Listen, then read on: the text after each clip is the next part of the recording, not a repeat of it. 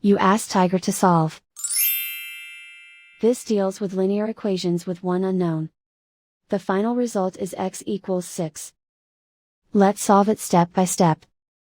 Group all x terms on the left side of the equation. Subtract 4x from both sides. Group like terms. Simplify the arithmetic. Group like terms.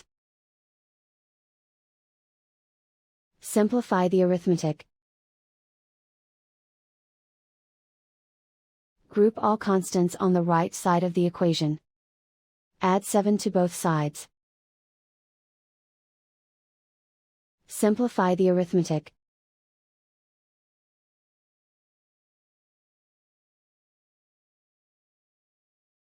And so the final result is x equals 6.